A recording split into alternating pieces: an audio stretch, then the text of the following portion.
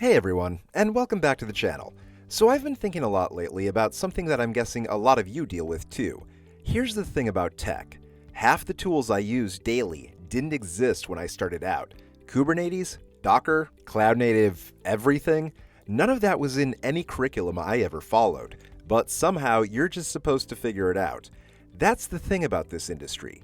Either you're constantly learning new tools and frameworks, or you're slowly becoming irrelevant. It's exhausting, honestly. So when I started looking into Pluralsight, a platform specifically designed for this never-ending tech education treadmill, I was both hopeful and skeptical.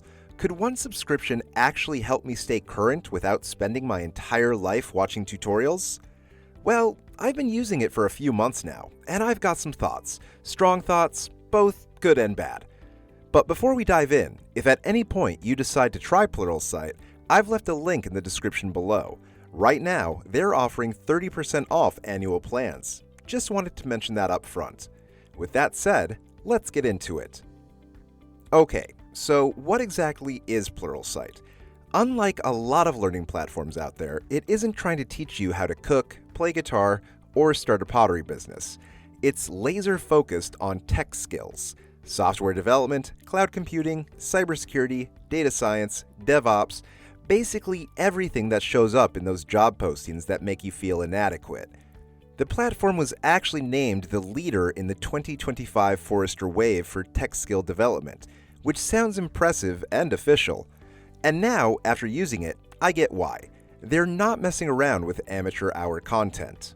So I signed up not really knowing what to expect, and the first thing that caught my attention was something called Skill IQ. Basically, you take a quick 20-question quiz on any technology, let's say Python or AWS, and it assesses where you actually stand. Are you a beginner who doesn't know what you don't know, intermediate but with gaps, or actually pretty solid? I took the AWS quiz thinking I'd do okay because I'd watched some YouTube videos.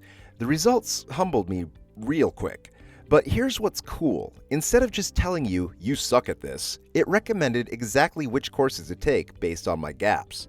Pretty smart, actually. Now, let me tell you about my journey with Pluralsight. I started with their Docker and Kubernetes learning path because those two technologies show up in almost every modern dev job description these days. If you're going to invest time learning something, might as well make it the skills everyone's asking for. The first thing that surprised me was the production quality. These aren't just someone talking into their laptop mic in an empty room. We're talking professional video production, clear diagrams, animations that actually help explain complex concepts. For someone who learns visually, this matters way more than I expected. But here's where it got real for me: the hands-on labs. After watching videos about Kubernetes deployments, I could actually spin up a browser-based lab environment and practice deploying applications without needing to install anything locally or worry about breaking my computer. Now, I remember one specific moment. It was like 10 p.m. on a Tuesday. I just finished a module on AWS EC2 instances, and within 5 minutes, I was in a Sandbox AWS account, actually launching and configuring servers. No credit card required, no "you've exceeded your free tier" surprises, just pure practice. The Cloud Playground feature is genuinely brilliant. You get temporary AWS, Azure, or Google Cloud accounts with certain restrictions, but it's perfect for learning without the fear of accidentally racking up a $500 cloud bill. Now, the learning paths deserve serious credit. Instead of randomly picking courses, Pluralsight curates entire sequences. Want to become an AWS solutions architect?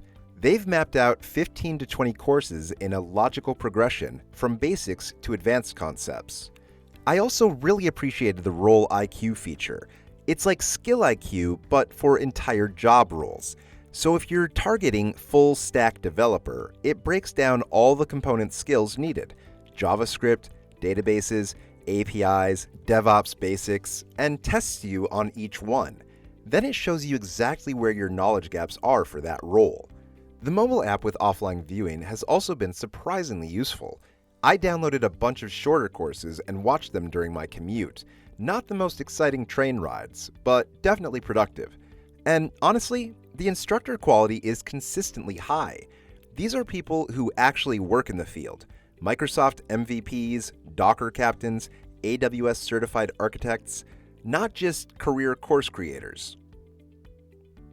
But look, no platform is perfect.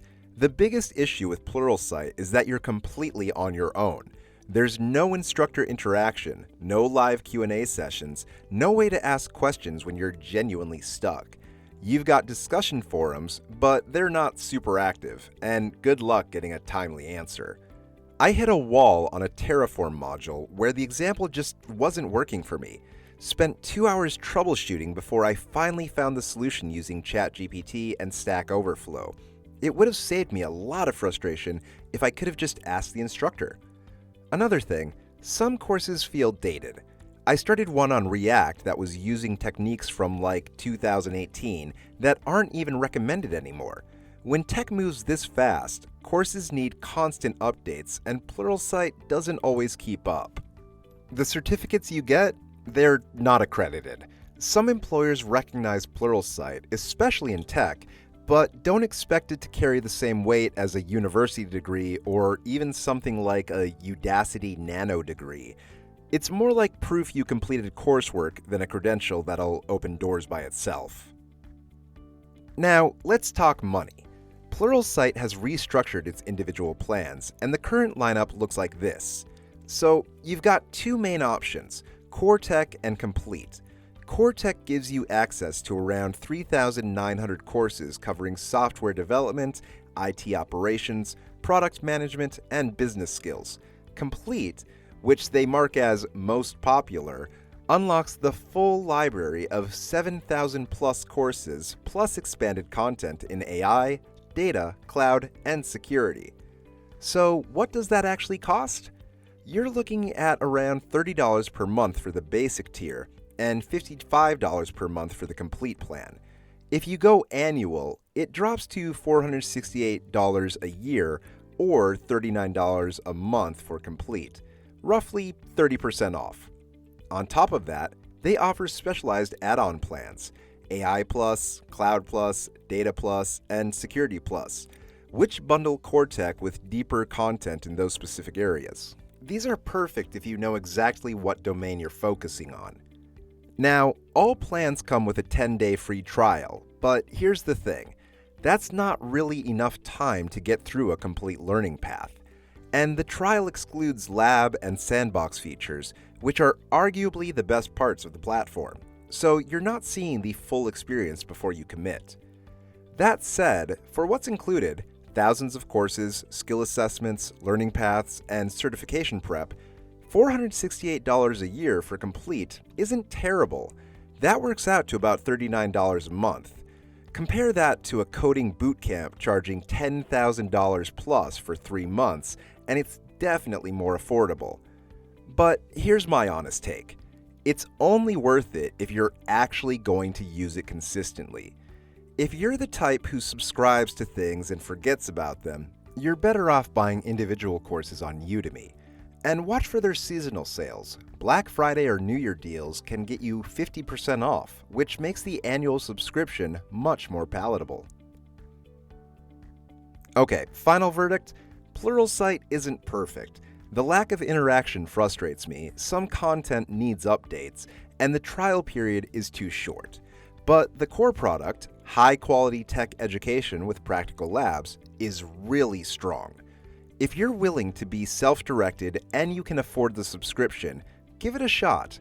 Just make sure you actually use it consistently, because paying for a subscription you ignore is just throwing money away. Alright, that's my take. If this review helped you out, hit that like button and subscribe for more honest reviews. That link I mentioned is down in the description. They are currently offering 30% off annual plans, so if you're going to try it, now's not a bad time. Drop your questions in the comments, and I'll answer what I can based on my experience. Thanks for watching, and I'll see you in the next one.